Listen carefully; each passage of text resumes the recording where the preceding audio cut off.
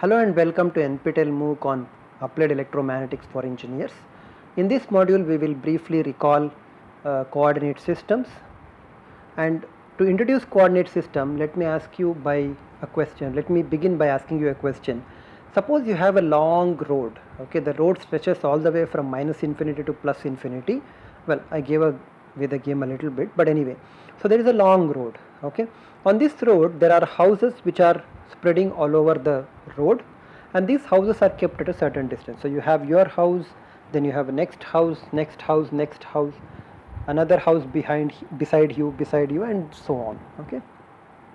Suppose you want to invite your friend to lunch on a particular day. How do you go about inviting your friend? Let's say you can call up your friend. Each friend has a phone, so you can call up your friend and invite this person to lunch, okay. Remember, it's a long road. There is nothing to distinguish your house from your friend's house or your house from a different house. So how do you go about inviting your friend? You might try a simple idea. You might say that, well, I know which house I am in, so I'm going to call my house as the reference house, okay, and then I count the house in which my friend lives and then pick up a phone, tell him or her that I am at the reference house, please come. However, the friend would immediately say, well, no, I am actually at the reference home, because one reference point could be as good as any other reference point in a infinitely long road, right?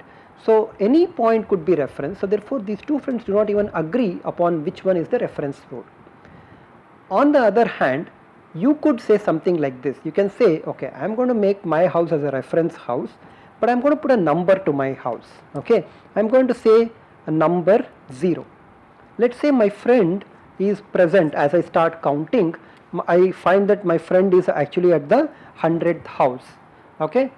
Also I note, if I come outside and I am looking at this one from here, this corresponds to the sense of right and this would be the left, okay. So I am actually looking, this is me who is looking, this is the eyes at which I am looking, and then you see that to this I have houses to the right and houses to the left, and at 100th house to the right is my friend's house, okay. So I pick up a phone and then say, well, you come out of the house, look to the left and then come to the 100th house. What would that person do? He would come out, or she would come out, your friend, and then they would look at their house. Their house will carry a number 0, and since it is to the left that has been mentioned, that person would walk all the way to your house, which corresponds to 100 left to that person, okay. So this way you have actually solved the problem. Otherwise you would never be able to invite your friends, nor you would be getting an invitation to your friend's house for lunch or a dinner. So this seems to be very simple way of representing locations, okay, by making one of them as a reference. Now it could be made even more simpler. I know that there are only two directions here, right? It would be right or left directions, and every direction, right or left, there is a certain house along that direction, right? So I can begin to actually label this in a slightly different way. I call all houses to the right as plus and all houses to the left as minus, okay. So this immediately next house to me on the right side will be +1, and so on my friend's house, which is now +100. Similarly, the houses to the left will be -1 immediately, and then there is another house at -129, okay. So these numbers along with the sign would indicate particular locations, but there is nothing specific about having only houses. Let's say I have a chicken, okay, which can walk at any place, okay. This chicken can go along this road either to the right or to the left, and it can stop at any point and lay an egg on that. So if I want to describe the position of this egg, right, I cannot just say +1 +100, because this could be at at some unit distance 0.3 from 0. So I need to actually go to the real number system in order to specify every point on this long road, and I can do so by the simple number line arrangement that you are all familiar with. I call my house as a reference house, call it as 0, and then the increasing distances from my house will be measured by a real number. It's like a scale, and I am measuring that one by a real number. There will be some unit which I would have chosen. I could measure all my distances in terms of a meter, kilometer or centimeter and so on. No matter what unit of distance I choose, any point on to the right or on to the left can be specified by a real number. The only distinguishing point, so these 2 points are actually at the same distance, right? So these 2 points are at the same distance, but then they are separated or distinguished by the fact that one happens to be to the right of 0, the other happens to be to the left of 0. So this would be plus x0, this would be minus x0. Okay. Any point on the line can be specified by a single number. Let's call the point itself as p, and the value of x at that particular point will essentially be the coordinate or the location of this particular point. I can extend this idea of one dimensional coordinate system, that is on a road, to a plane. Okay. Imagine I want to, I am actually able to go everywhere on the plane, on a field or on a road that I am going. Then let's say my car is going around like this. I don't know whether this is a nice picture of a car, but let's assume that this is a car. Okay. The car could be traveling anywhere along the north direction, could be traveling along the east, could be traveling along the south, or could be traveling along the west. Okay. Now the car could also be traveling along northeast, or it could be traveling along southeast. Okay. Instead of talking about a north, east, west and south, I can go back to the number systems and then obtain a simpler representation of this. This is called as the Cartesian representation. I consider again any point on this infinitely spread over plane as a point 0 or the point origin. Okay. And if I move along this line, which is shown to be increasing along this way, if I move along this line, I am increasing the distances along this road, okay, which I will call as points x. Okay. So there is a label which I am going to make along x, and this would be the units which I am going to assume it to be the same units of distance for both x as well as another direction which I would call as y. Okay. Just these two directions are sufficient, because north would then happen to be plus y, okay, at a certain distance, south would happen to be minus along the y direction, east would happen to be plus or positive x, west would happen to be negative x. And if you want to specify north east, you can specify this northeast by asking someone to move a certain distance along along east, and then move a certain distance towards east. What I have actually done is to create for every point, okay, two numbers which would be x and y, and this is also giving me an algorithm to move along and reach different points. I can move along one axis, as we would call it, this is the x axis, and then move along the y axis.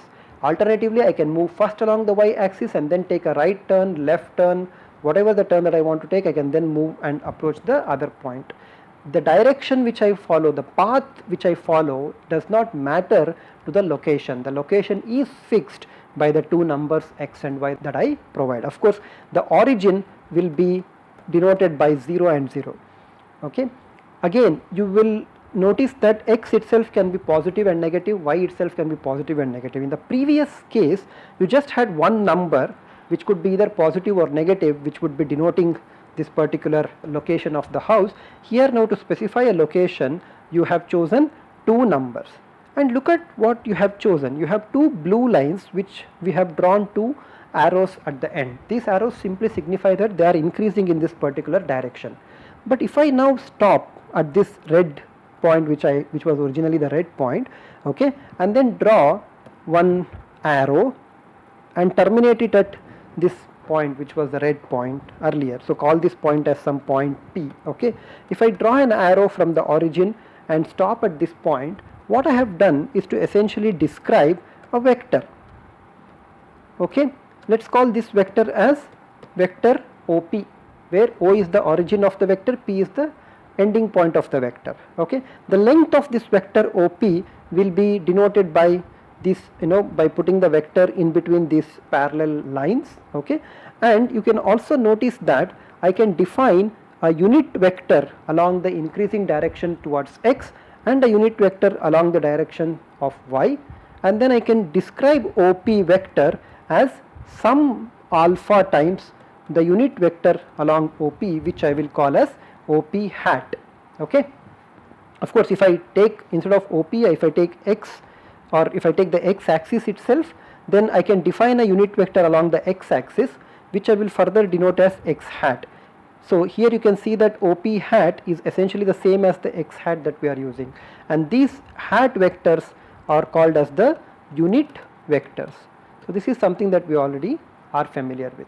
So the same grid that we had, which had north, south, southeast, east, northeast, west and so on, has been now mapped, as we would call, has now been mapped onto a two-dimensional grid in which you have placed x real numbers and real numbers y in the two increasing orders. You can also note one more thing. I have x hat vector. I can similarly define a y hat vector, which would be just one unit vector, that is the length of this vector would be just one unit, and it would begin at the origin and terminate it at one unit along the y axis. Okay, so just as x started at the origin and was terminated at one unit away from the origin along the x axis, I can do the same thing along the y axis. Then any point x and y can be associated with a vector which can be written as ax x hat plus ay y hat. What is this ax x hat and ay y hat? The point P, which was present at x comma y, okay, this gives you any point on the grid that we had considered. Then if I draw an arrow from the origin point all the way up to this point P, then I will be defining a vector which we can call as a vector OP, and this vector can be given in terms of, so how do I move in order to go from point O to point P? First I have to take ax units along the x axis, which is along this right direction or left direction depending on the sign of ax. So I move along this axis by an amount of ax. So by itself ax x hat is a vector whose magnitude is ax and angle is along x axis, right. So magnitude is of course magnitude of ax, it cannot be this one, and then I move either up or down. So I could move in any way I want, so I could move either up or down. If the point P happens to be located here, then I have to move a distance of ay and I would have arrived at point P. Although I actually started at origin O and arrived at point P, okay, I did so not by moving directly from O to P, I did so by moving along x and y, okay. But no matter what I did, whether I moved directly from O to P or I moved from ax and then moved to an intermediate point along x axis and from there I moved along to the y axis, I have arrived at the same point.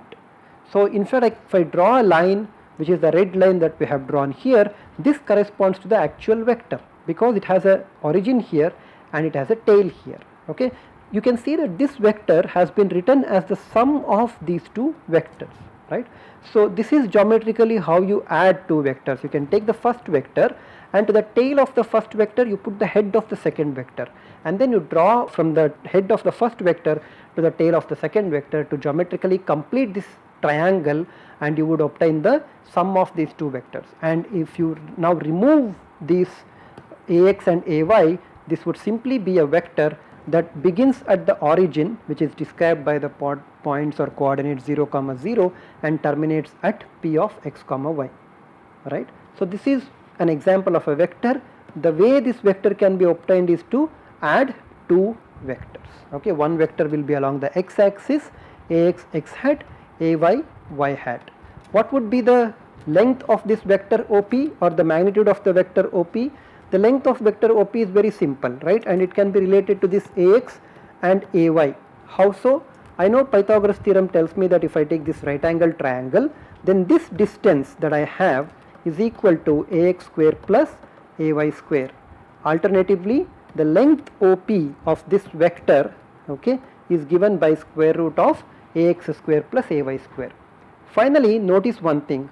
We had a vector along x axis, which could be any vector, but for now consider the unit vector x, and then you had one more vector along y direction, which was the unit vector y. So let's make it unit vectors here, it's not looking unit. So if I now make it into a unit vector, right, or consider two unit vectors, I see that geometrically they are meeting in such a way that the angle between them is 90 degrees, right. So these two vectors are called as orthogonal or perpendicular vectors. Okay, so these are perpendicular vectors. However, if I consider the vector OP, right, so this is the vector OP, this vector OP is not equal to the vector, let's call this as Q. Okay, so there is a vector OQ here and a vector QP here. So you can clearly see that OP is not perpendicular to OQ, or OQ is not perpendicular to, or rather sorry, QP is not perpendicular to OP. In fact, there is an angle between the two. And if you now imagine that someone is shining light from the top, you have actually constructed this one and someone is shining light onto the top, what would be the shadow cast by this line? That shadow will have a length given by this vector OQ. So you can imagine someone has a torch and then shining light onto this one, and you can immediately see that the length of the vector OP along this direction in which the light is shadowed, so which is along the direction x, will be exactly equal to the magnitude of the vector OQ. So in fact, in mathematics we can find out the vector or the length OQ by performing what is called as the dot product between the original vector OP and the vector OQ. Okay, so you can take any two vectors and perform a dot product, which is a result which will give you a number which is given by the length of OP multiplied by the length of OQ and cos theta, where theta is the angle between the two vectors. And in fact, what would be this length? This length we already have seen that it is equal to AX. So in fact, we can take the original vector OP equal to AX x hat plus AY y hat, and then dot this vector OP with x hat, okay, which would be a unit vector along which I am going to dot. Okay, and then I see that, and one thing that I forgot to mention is that it doesn't matter in which length you perform the dot operation. You can switch OQ and OP orders, doesn't matter. So I can either do x hat dot OP or OP dot x hat, I get the same result. So if I do this, or if I take the dot product on both sides, I know that this left hand side would be the component of OP along the x axis, okay, and this would be given by the component AX itself, because y and x are perpendicular to each other, and dot product will obviously be equal to 0 for this case, simply because the magnitude of y, magnitude of x are 1, but then the angle between the two is 90 degrees, which is cos pi by 2, therefore this is equal to 0. So this is a dot product which we will now use in the next module to go from one coordinate system to the other coordinate system. So I hope you have understood the two-dimensional Cartesian coordinate system, as this is called. We now move on to three-dimensional Cartesian coordinate system. In a three-dimensional Cartesian coordinate system, I imagine that I have three axes, x, y and z. Okay, so I have three axes over here, and any point P on this axis can be located by specifying three numbers x, y and z. As before, I still have a vector OP which can be written as some AX x hat plus AY y hat plus AZ z hat, and the length of OP, which is the vector length, is given by square root of AX square plus AY square plus AZ square. What are these AX, AY and AZ? These are the components of the vector OP along x and y direction. Okay, so if you go to this one and then see, this is the component that you would obtain as AY, this is the component AZ, and this is the component AX. So you move along AX, then move along the y direction by an amount of AY, and then go up to get to AZ, or if Z is negative, you go down. Okay, you can also see that this three-dimensional system that we have considered is actually created by three different planes, x equal to 0, y equal to 0 and z equal to 0. X equal to 0 plane is where you specify both y and z, y equal to 0 is the plane where you specify x and z equal to 0 is the plane where you specify x and y. Okay, we will talk more about all this coordinate system, and then we introduce other type of coordinate systems in the next module. Until then, thank you very much.